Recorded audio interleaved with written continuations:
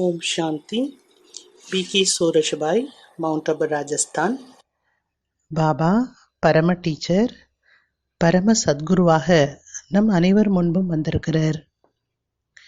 நம்மை மாயாவிடமிருந்து வெற்றியடை வைப்பதற்கான யுக்திகளை கற்றுக் கொடுக்கிறார். மாயா எந்த வழியில் வருகின்றதோ அந்த வழியிலே சென்று தோற்கடித்து வெற்றி அடைய வேண்டும். உண்மையில் நாம் அனைவரும் பாக்கியவான்கள். ஏனென்றால் நமக்கு சுய பகவான் சர்வசக்திவான் பரம சத்குருவாக கிடைத்துள்ளார். நமக்கு மாயாவுடன் யுத்தம் நடக்கின்றது. ஆனால் பாபா முன்கூட்டியே நமக்கு தெளிவுபடுத்திவிட்டார். வெற்றி உங்களுக்குத்தான் கிடைக்கும். நான் இந்த மாயா மீது அளவற்ற முறை, 1000 முறை, கோடி முறை வெற்றி அடைந்துள்ளேன் என்பதை உணருங்கள், ஏற்றுக்கொள்ளுங்கள். இதனை ஏற்றுக்கொள்ளும் பொழுது நமக்குள் ஊக்க உற்சாகம் அதிகரித்து தைரியமானது வந்துவிடும். மேலும் வெற்றி அடைவதற்கான சக்தியும் கிடைத்துவிடும். நான் கல்பத்தினுடைய வெற்றி ரத்தனம். இந்த பயிற்சியை அதிகமாக செய்ய வேண்டும். நான் மாஸ்டர் சர்வசக்திவானாக இருக்கின்றேன். நான் சுயராஜ்ய அதிகாரி. இந்த கர்ம இந்திரியங்களுக்கு எஜமானனாக இருக்கின்றேன். இதுபோன்ற பயிற்சியை அதிகரிக்கும் போது மாயாவை வெற்றி அடைவதற்கான சக்தி கிடைத்து விடுகிறது. மாயா பலசாலி என்பதில் சந்தேகமே கிடையாது. ஆனால் நாமும் மிக பலசாலிகள்தான்.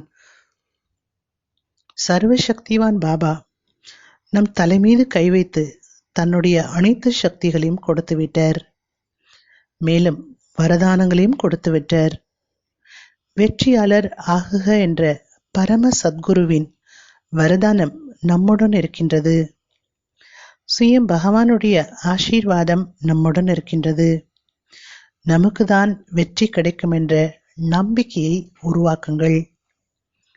மாயாவுடைய யுத்தத்தில் ஒருபோதும் நாம் பயப்படக்கூடாது.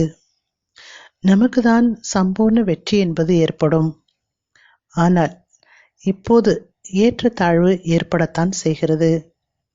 சில நேரம் தோல்வியும் ஏற்படுகிறது. ஆனால் நாம் மீண்டும் எழுந்து மாயாவிடம் யுத்தம் செய்து மாயாவை தோற்கடிக்க வேண்டும். நான் பரம பவித்திரமான ஆத்மா. இந்த பயிற்சி செய்யும் போது மாயா அழிந்து விடுகிறது.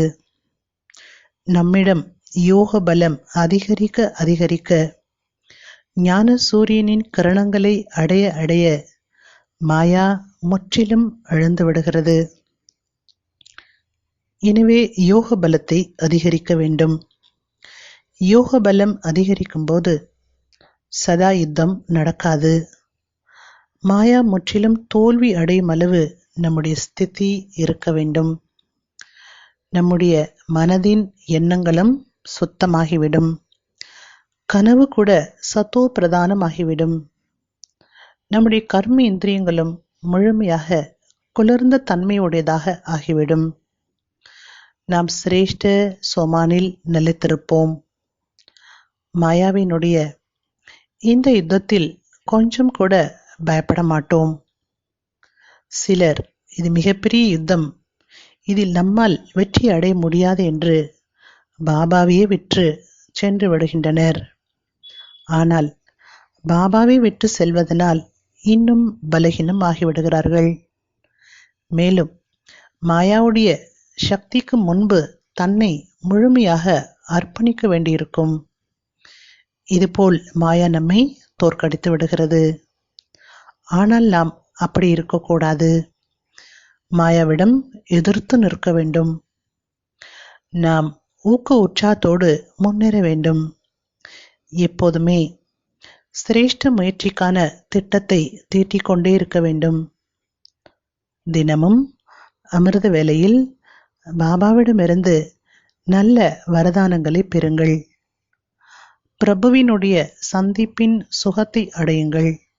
அப்பொழுது கர்ம இந்திரியத்தின் கவர்ச்சி என்பது ஏற்படாது. இன்று முழு நாளும் நாம் சமானில் இருக்க வேண்டும்.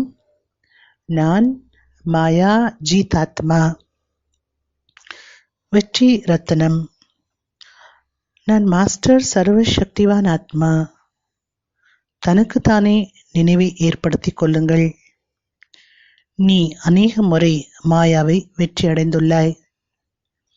இந்த நினைவை தனக்குத்தானே கொடுங்கள். மேலும் பயிற்சி செய்யுங்கள். நான் சூக்ஷ்ம லோகத்தில் இருக்கின்றேன். பாபா திருஷ்டி கொடுத்து கொண்டே இருக்கின்றார். மேலும் அவருடைய வரதான கரங்களை என் தலை மீது வைத்து வரதானம் கொடுக்கின்றார்.